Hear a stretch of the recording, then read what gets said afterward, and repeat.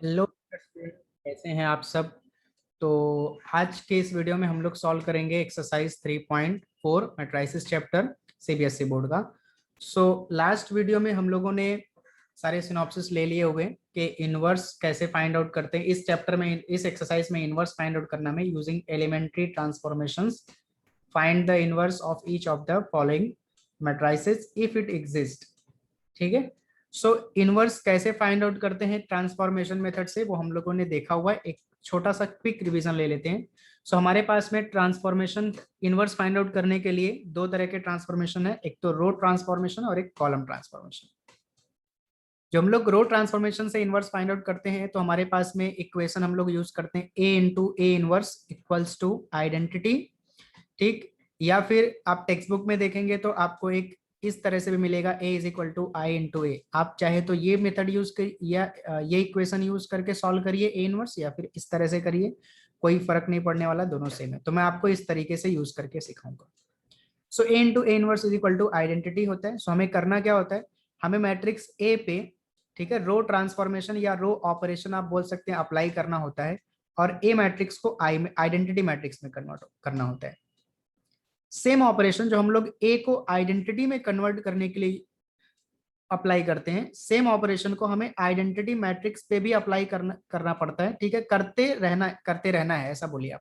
जो ए पे अप्लाई करेंगे आइडेंटिटी बनाने के लिए, सेम राइट साइड में आइडेंटिटी पे अप्लाई करना है। और ये कुछ तो नया मैट्रिक्स बनेगा जिसको हम लोग बी बोलेंगे। और मैट्रिक्स ए इनवर्स को ए एज इट इज रखते आना है, क्योंकि इसी को हमें फाइंड आउट करना है।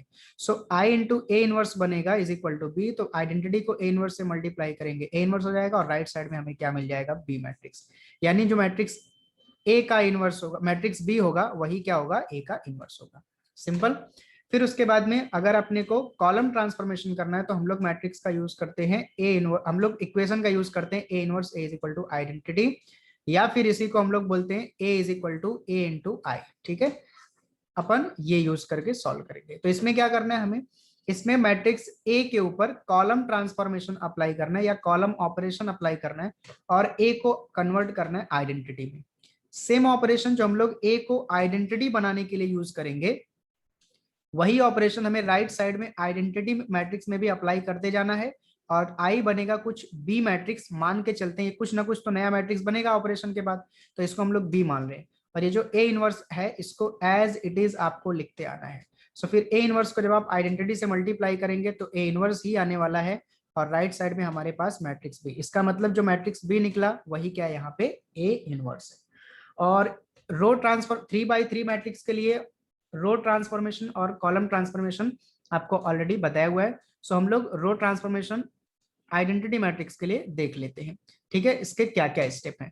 आपको क्या करना है, फर्स्ट रो में आपको यहाँ पे 1 बनाना है, फिर इसके नीचे के दोनों एलिमेंट को 0 बनाना है। ठीक है, ये आपका तरीका है। फिर सेकेंड रो में आपको 1 बनाना है, फिर इसके नीचे के एलिमेंट को 0, इसके ऊपर के एलिमेंट को 0 बनाना है।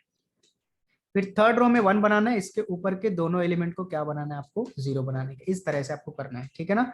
यहाँ से आप इधर आएंगे, इधर से यहाँ पे जाएंगे, इधर से ऊपर, इधर से नीचे, फिर यहाँ से यहाँ पे और ऊपर। ठीक है, इस तरह से आप इसको डब्ल्यू शेप भी बोल सकते हैं। इस तरह से आप इसको बनाते जाएंगे। ठीक है, सिंपल लैंग्वेज में डब्ल्यू शेप याद करके रखेंगे रो ट्रांसफॉर्मेशन के लिए। अगर आपको कॉलम ट्रांसफॉर्मेशन अप्लाई करना है, सेम रो ट्रांसफॉर्मेशन का अपोजिट। ठीक है, आपको यहाँ पे 1 बनाना है, फिर इसका यूज करके, इस 1 का यूज करके दोनों आगे के जो कॉलम रहेंगे उनमें 0 बनाना है। फिर सेकंड कॉलम में आपको 1 बनाना है, मतलब आप यहाँ से यहाँ पे आएंगे। ठीक है, फिर यहाँ पे 1 बनाने के बाद इसके पहले वाले यानी पहले कॉलम में और थर्ड कॉलम में आपको 0 बनाना है।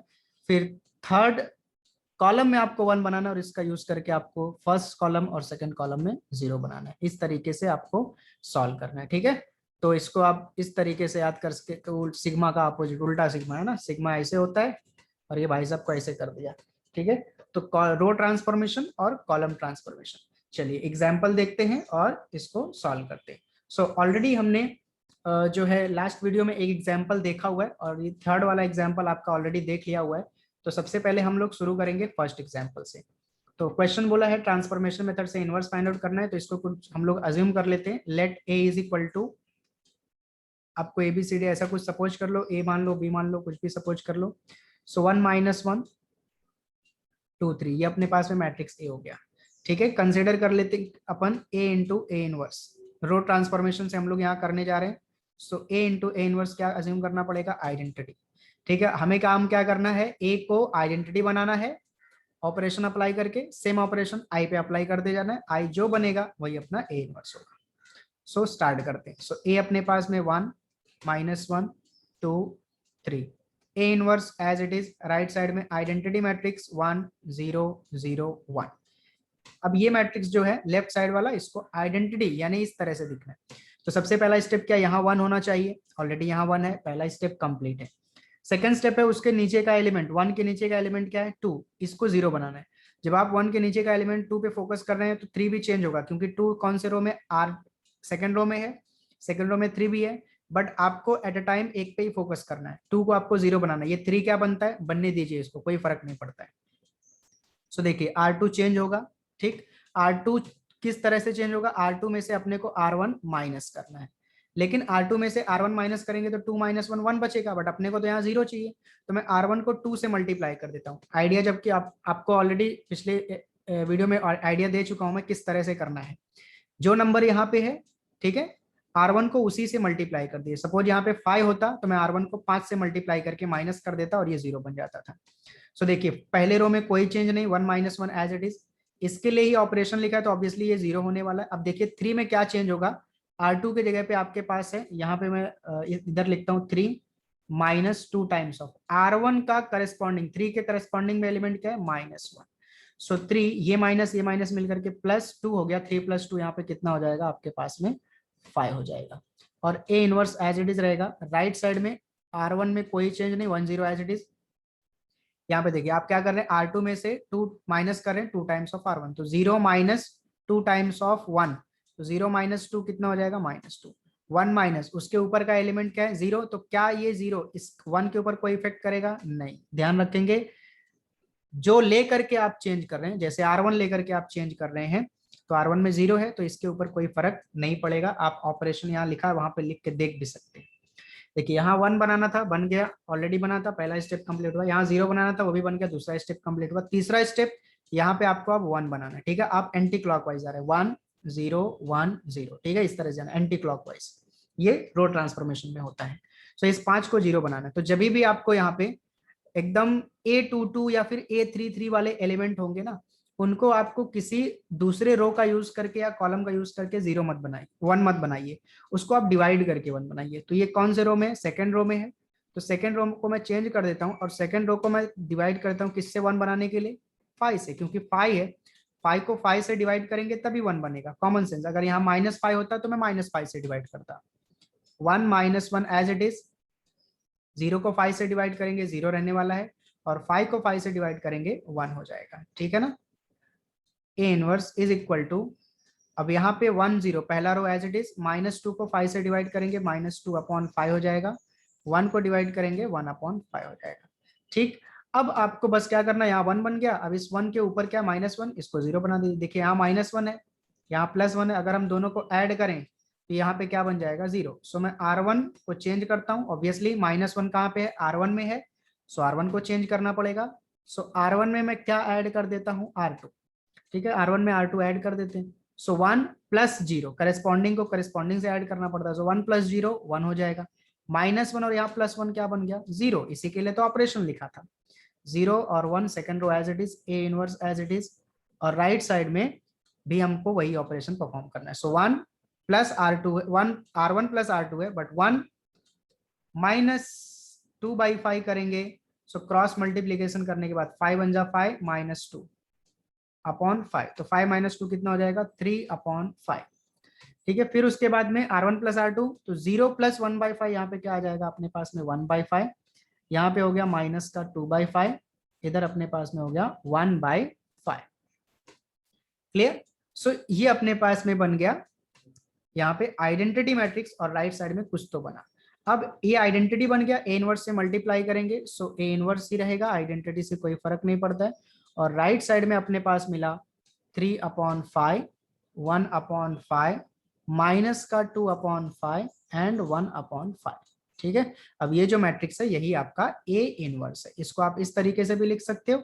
आप देखो सबके पास में 1/5 कॉमन है, कॉमन निकाल सकते हो। तो यहाँ बचेगा 3, यहाँ बचेगा 1, इधर बचेगा -2 और यहाँ पे बचेगा 1। तो ये अपने पास में हो गया ए इनवर्स। चलिए अब ये देखेंगे अपन क्वेश्चन नंबर 2। और क्वेश्चन नंबर 2 को हम लोग करेंगे कॉलम ट्रांसफॉर्मेशन से।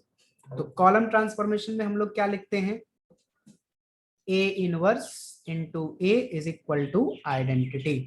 सो कंसिडर कर लेंगे हम लोग A inverse into A is equal to identity. So A inverse as it is, और यहाँ पे ए भी एज इट इज रहेगा 2 1 1 1। राइट साइड में आइडेंटिटी 1 0 0 1। और 2x2 के मैट्रिक्स में अगर कॉलम ट्रांसफॉर्मेशन अप्लाई करना है तो हम लोग इसको क्लॉकवाइज जाएंगे, मतलब 2 को पहले 1 बनाएंगे, फिर इस तरह यहाँ पे इस 1 को 0 बनाएंगे, फिर उसके नीचे 1 बनाएंगे, फिर यहाँ पे 0। ठीक है। और पिछला क्वेश्चन आपने देखा रो वाइज मतलब एंटी क्लॉकवाइज गए थे, ठीक है ना, रो ट्रांसफॉर्मेशन एंटी क्लॉकवाइज इस तरह से गए थे, यू और ऐसा सुपर सेट वाला नोटेशन। चलिए स्टार्ट करते हैं। पहला स्टेप क्या है, यहाँ पे आपको A11 को 1 बनाना है, तो यहाँ पे 2 है। अब ना कभी भी ना सब्ट्रैक्शन वगैरह को थोड़ा अवॉइड कर देने का, ठीक है। यहाँ पे क्या है, आपको 2 को क्या बनाना है 1। देखिए 2 और आपको कौन सा ट्रांसफॉर्मेशन अप्लाई करें, कॉलम, यानी आपको C1 चेंज करना पड़ेगा। तो आप 2 में से एक माइनस करके भी बना सकते हैं, ठीक है, बना दीजिए, ऐसे भी चलेगा, कोई मसले वाली बात नहीं है, ठीक। सो बना देते हैं भाई इसको। सो C1 change with C1 minus C2। So A inverse as it is, यहाँ पे C1 चेंज हो जाएगा, तो 2 minus 1 हो जाएगा अपने पास 1, 1 minus 1 हो जाएगा 0। और ये C2 कॉलम जो है वो एज इट इज रहेगा, कोई चेंज नहीं होगा इसमें, ठीक, सिंपल सी बात।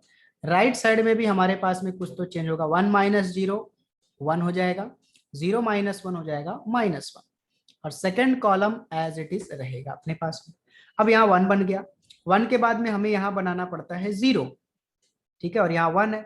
अब इसको 0 बनाने के लिए हम किसका यूज कर सकते हैं भाई, C1 का यूज कर सकते हैं। सो देखिए अब मैं C2 को चेंज करूंगा और C2 में से C1 को माइनस कर दूंगा, बड़ी सिंपल सी बात है भाई साहब। सो ए इनवर्स पहले कॉलम में कोई चेंज नहीं, एज इट इज रहेगा, दूसरे कॉलम में चेंज होगा C2 में से C1 माइनस करके। सो 1 minus 1 0, 1 minus 0 1, ठीक है। राइट साइड में 1 minus 1 एज इट इज, पहला कॉलम एज इट इज, दूसरे कॉलम में चेंज होगा 0 minus 1 -1, 1 ध्यान से देखेंगे 1 माइनस और अगेन -1 है, तो कितना हो जाएगा 1 + 1, दैट इज यहाँ पे क्या बन जाएगा अपने पास में 2। अरे ये तो आइडेंटिटी बन गया, अभी यहाँ पे अपने को 1 और यहाँ 0 बनाने की जरूरत ही नहीं, आराम से बन गया, खत्म। सो इसको ए इनवर्स से आइडेंटिटी को मल्टीप्लाई करेंगे, ए इनवर्स, और राइट साइड में अपने पास हो गया 1 -1 -1 2। कितना सिंपल क्वेश्चन था, ठीक है। चलिए अभी अपन देखते हैं क्वेश्चन नंबर 3rd, ठीक है, तीसरा वाला क्वेश्चन देखते हैं। सो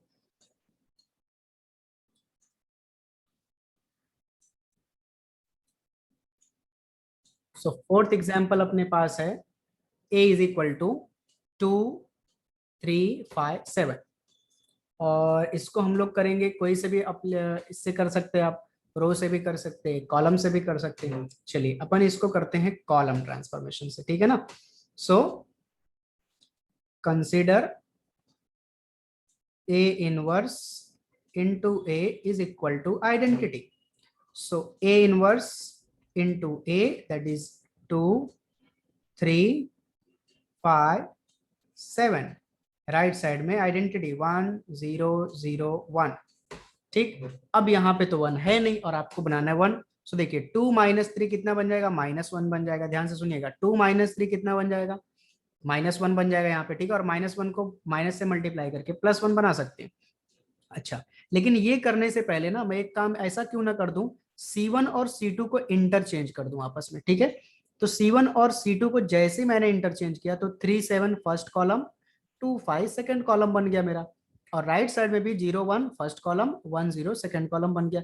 इससे क्या होगा, इससे अब मैं जब C1 को चेंज करूंगा, C1 में से C2 को माइनस करूंगा, ठीक है, तो मेरे पास क्या हो जाएगा यहाँ पे 3 - 2 + 1 बन जाएगा सीधा, ठीक है।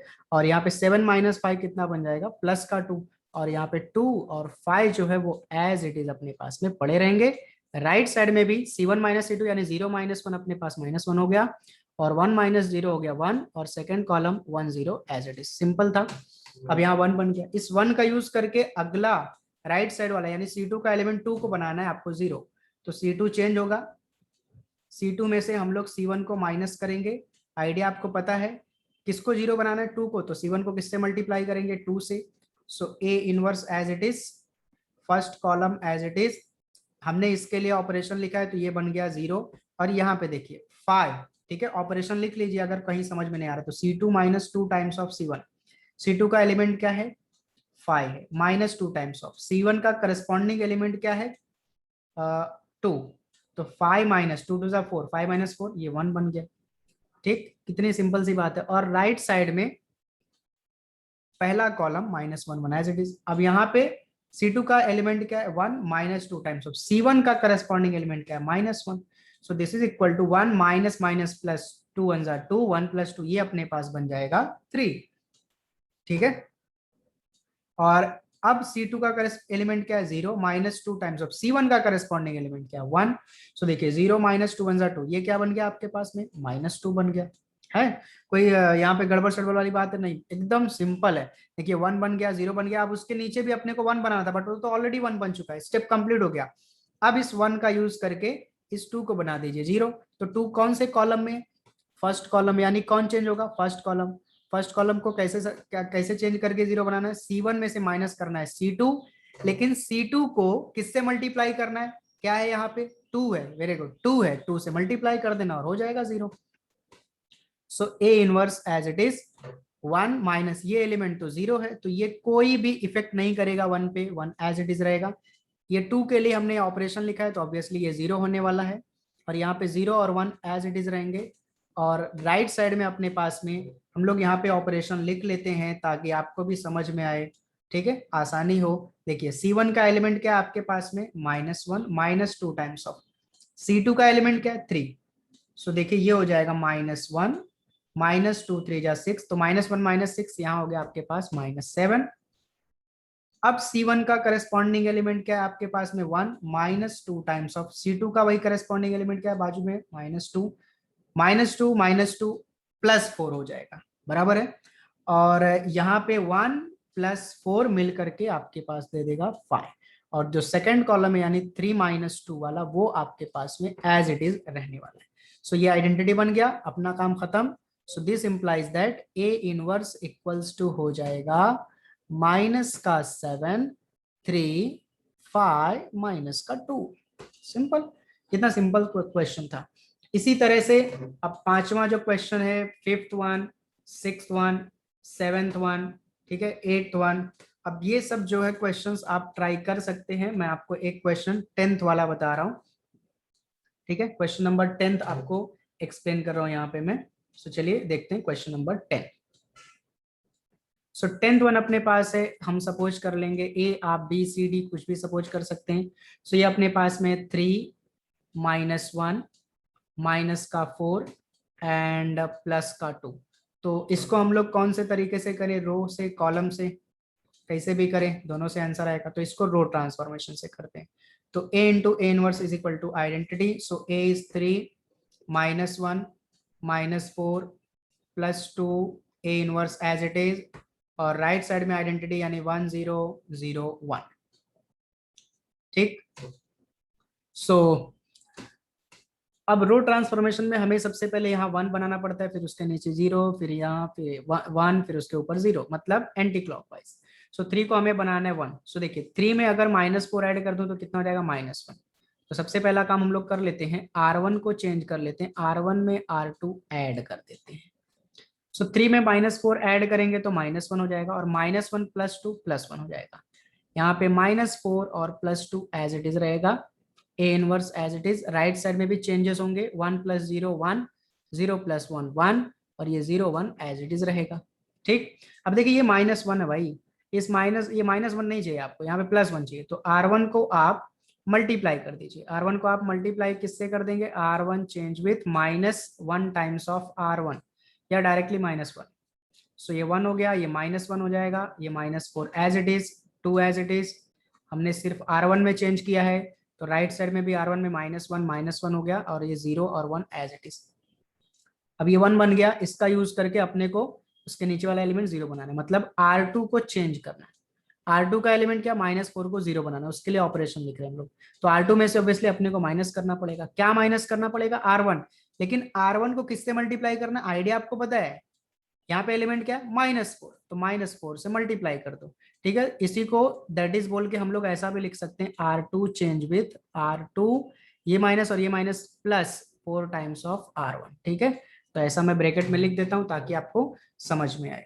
और ये R1 -4 टाइम्स ऑफ R1। सो देखिए ये क्या बनेगा, 1 -1, पहला रो एज इट इज, इसके लिए ऑपरेशन लिखा तो ये बन गया 0। अब R2 +4 टाइम्स ऑफ R1 हो रहा है, तो R2 का एलिमेंट क्या है, 2 + 4 टाइम्स ऑफ R1 का एलिमेंट क्या है भाई, यहाँ पे -1 है। सो 2 - 4 कितना हो जा रहा है, -2, तो यहाँ हो गया आपके पास -2। A inverse as it is, right side में भी चेंजेस होंगे, -1 एज इट इज रहेगा, और ऑपरेशन हम लोग लिख लेते हैं R2 +4 times of R1। R2 का एलिमेंट क्या है, 0 + 4 टाइम्स ऑफ R1 का एलिमेंट क्या है, -1। सो 0 4 × -1 -4, तो ये हो जाएगा -4, सिंपल। और यहाँ पे 1 +4 टाइम्स ऑफ -1, सो 1 4 1 जा -4, 1 - 4 कितना हो जाएगा, -3। सो ये अपने पास में हो गया, यहाँ पे 0। अब क्या है उस भाई, उसके बाद इस -2 को आपको बनाना है 1। तो आपको पता है कि A22 और A33 वाले जो एलिमेंट होते हैं उनको हमेशा डिवाइड करके 0 बनाने का। सो मतलब R2 को अपने को चेंज करना पड़ेगा, और R2 को डिवाइड करना पड़ेगा किससे, -2 से। कर दीजिए भाई डिवाइड। सो जैसे ही डिवाइड करेंगे, सो पहला रो एज इट इज रहेगा, 0 को किससे भी डिवाइड करो 0 रहेगा, -2 को -2 से डिवाइड करेंगे 1 हो जाएगा। A inverse as it is, right side में ये हो गया -1 -4 को हम डिवाइड करेंगे, देखिए मैं यहाँ पे लिखता हूँ, -4 को हमने डिवाइड किया -2 से, माइनस से माइनस कैंसिल, 2 से 4 कैंसिल, यहाँ 2 बचेगा, तो ये हो गया अपने पास में 2। -3 को हमने -2 से डिवाइड किया तो ये 3/2 हो जाएगा, है ना। आप इसको 1.5 भी लिख सकते हैं, बट मैं इसको 3/2 लिखूंगा, अच्छा दिखेगा थोड़ा। ठीक है, अब इसके बाद में एक ही स्टेप तो बचा है, इस -1 को 0 बनाना। देखिए -1 को ये 1 ऐड कर दीजिए, 0 बन जाएगा, मतलब R1 को R2 ऐड कर दीजिए। सो 1 + 0 1, -1 + 1 0, और second row 0 1 as it is, A inverse as it is, right side में -1 + 2 +1 हो जाएगा, कॉमन सेंस भाई, है ना। -1 + 3/2, है ना, -1 + 3/2, क्रॉस कर लीजिए, 2 1 जा -2 + 3 होल अपॉन 2, 3 - 2 कितना हो जाएगा, 1/2 आ रहा है। सो यहाँ आपके पास में आ गया 1/2, और ये सेकेंड रो जो है वो एज इट इज रहेगा आपका। ठीक, सो ए इनवर्स मल्टीप्लाई कर दिया, so A inverse is equal to, A inverse को आइडेंटिटी से मल्टीप्लाई कर दिया, ए इनवर्स हो गया, और आपका आंसर आ रहा है 1 1/2 2 3/2। ठीक है, तो यहाँ पे आपको कॉलम ट्रांसफॉर्मेशन और रो ट्रांसफॉर्मेशन दोनों पढ़ा दिया मैंने। ठीक है, अब अपन एक क्वेश्चन देखने वाले हैं, 11th में आपको नहीं बताऊंगा, फिर अभी सीधा मैं आपको बता रहा हूँ 12th वन। ठीक है, तो 12th अपन देखते हैं, फिर उसके बाद आगे के भी क्वेश्चंस देखते हैं। ठीक है, प्रोबेबली इस वीडियो में मैं ट्राई करूंगा कि आपका 2/2 के सारे क्वेश्चंस मैं पढ़ा दूं। ठीक है, ऑलमोस्ट क्वेश्चन आपको कुछ प्रैक्टिस के लिए छोड़ो और कुछ ऑलमोस्ट पढ़ा दूं 2/2 वाले। सो 12 क्वेश्चन हम लोग देखते हैं। सो सपोज कर लेते हैं, फिर let A is equal to, matrix आपका है 6 -3 -2 एंड 1। सो कंसिडर करते हैं ए इनवर्स फाइंड आउट करने के लिए कौन से मेथड से करें, किसी से भी कर लेते हैं। ठीक है, सपोज कर लीजिए, चलिए इसको हम लोग करते हैं कौन से मेथड से, कॉलम से, कॉलम ट्रांसफॉर्मेशन से कर लेते हैं, कोई बात, कॉलम ट्रांसफॉर्मेशन से लोग बचते हैं, और आप कॉलम ट्रांसफॉर्मेशन से ही करो। ठीक है ना, ऐसा होता है, रो ट्रांसफॉर्मेशन ना इजी पड़ता है as compare to column, but column भी देखो ना, कितने सारे क्वेश्चन हमने किए कॉलम से, सब इजी तो है, कहाँ टफ है कॉलम ट्रांसफॉर्मेशन। सो ए अपने पास में 6 -3 -2 1, राइट साइड में आइडेंटिटी मैट्रिक्स 1 0 0 1। ठीक है, यहाँ पे सबसे पहले आपको 1 बनाना है। सो बात ऐसी ना यहाँ पे कि ये एलिमेंट आपका 6 है और ये 3 है। जो 6 है ना वो -3 बोल सकते हैं आप, उसका मल्टीपल है, मतलब किसी नंबर से मल्टीप्लाई करें आपको 6 मिलेगा। जैसे -2 ले लिया, एक इंटीजर तो ऐसा एग्जिस्ट होगा -3 से मल्टीप्लाई करने के बाद 6 मिलेगा। सो इस क्वेश्चन में हमें यहाँ पे 1 बना ही नहीं सकते, तो हम लोग क्या करेंगे, देखिए यहाँ पे ना अगर हम लोग C1 को चेंज करें, ध्यान से देखिएगा, C1 -2 टाइम्स ऑफ C2 करके, माइनस कर सकते हैं, प्लस करते, ठीक है, क्योंकि ऑलरेडी एक प्लस है दूसरा माइनस है तो प्लस करते हैं। So A inverse as it is. अब देखिए भाई, ऑपरेशन C1 + 2 C2 लिख लीजिए। C1 का एलिमेंट क्या है 6 + 2 टाइम्स ऑफ C2 का एलिमेंट क्या है -3, तो 6 - 6 = क्या हो गया 0। यहाँ का एलिमेंट आपका 0 हो गया। सेकेंड एलिमेंट आपका पास है C1 का -2 + 2 टाइम्स ऑफ C2 का एलिमेंट है 1, सो -2 + 2 ये भी क्या हो जा रहा है 0, तो यहाँ पे भी आपको 0 मिल गया। -3 1 as it is. Right side में भी आपको आपके पास कुछ मिलेगा 1 माइनस सम, ये एलिमेंट है 0 तो यहाँ 1 ही आने वाला है। 0 + 2 1 2, ये 2 हो जाएगा और इधर 0 1। अब आपको एक रिमार्क दिया गया था कि अगर आपके लेफ्ट साइड के मैट्रिक्स में ए मैट्रिक्स जिसको आप चेंज कर रहे हैं, उस मैट्रिक्स में ऑपरेशन परफॉर्म करने के बाद अगर एक रो या एक कॉलम 0 बन जाता है, तो उस मैट्रिक्स का इनवर्स एग्जिस्ट नहीं होता है। ठीक है, उस मैट्रिक्स का इनवर्स एग्जिस्ट नहीं होता है। तो यहाँ पे पहला कॉलम ने क्या मिल गया 0, since C1 is 0 matrix is a 0, ठीक, C1 कॉलम पूरा का पूरा 0 हो गया, therefore A inverse does not exist. ठीक है, तो इस मैट्रिक्स का इनवर्स एग्जिस्ट नहीं होगा। और मैं आपको एक अच्छी चीज बताते चलूं, जो आप आगे के चैप्टर में पढ़ोगे, मैं आपको यही बता देता हूं, आपको थोड़ा सा दिमाग में क्लिक हो जाएगा। आप ना बच्चे इसका डिटर्मिनेंट निकालो जरा, इस मैट्रिक्स का 6 - 3 - 2 1, ठीक। सो 1 × 6 6 हो जाएगा, -3 - 2 +6 हो जाएगा, 6 - 6 क्या हो गया 0। तो जिस मैट्रिक्स का डिटर्मिनेंट 0 होगा ना, उसका इनवर्स एग्जिस्ट नहीं होगा, कभी भी नहीं। देखिए आपने पहले का किया, पहले का एग्जिस्ट हुआ, आप चेक कर सकते हैं, इसका डिटरमिनेंट 0 नहीं, इसका भी 0 नहीं, इसका भी, किसी मैट्रिक्स का डिटरमिनेंट 0 नहीं है। लेकिन 12th मैट्रिक्स ऐसा है जिसका डिटरमिनेंट क्या है 0, तो इसके लिए इसका इनवर्स एग्जिस्ट नहीं होगा। इसी तरह से सेम तरीके से आप क्वेश्चन नंबर 14 करेंगे, इसका भी आपको एक रो एक कॉलम 0 बन जाएगा। जैसे देखो, अगर आप ना यहाँ पे C2 को चेंज करते हो, ठीक है, या फिर यहाँ पे आप C1 को चेंज करते हो, या R1 R2 किसी को भी चेंज करो, आपको एक रो या एक कॉलम पक्का 0 मिलेगा 14 क्वेश्चन में, क्योंकि इसका डिटरमिनेंट देखो 2 × 2 4, 4 × 1 4, 4 - 4 क्या हो रहा है 0। क्या इसका इनवर्स एग्जिस्ट होगा, नहीं, इसका इनवर्स एग्जिस्ट नहीं होने वाला है। ठीक है, तो अपन क्या करते हैं ना, इसको आज के वीडियो में इतना ही रखते हैं, नेक्स्ट वीडियो में, ठीक है, थोड़ा सा अपन फिर 15 16 17 और 18 देखते हैं। ठीक है, इसको अपन 15 16 17 को इसमें से अपन रो ट्रांसफॉर्मेशन से भी करेंगे, और सेम क्वेश्चन को अपन कॉलम ट्रांसफॉर्मेशन से भी करेंगे। सो उम्मीद है जो भी आपको पढ़ाया समझ में आया होगा। अगर वीडियो अच्छा लगता है तो आपके फ्रेंड्स के साथ शेयर करो, ठीक है, चैनल को सब्सक्राइब करिए और लाइक करिए। सो फिर नेक्स्ट वीडियो में मिलते हैं, तब तक के लिए थैंक यू सो मच।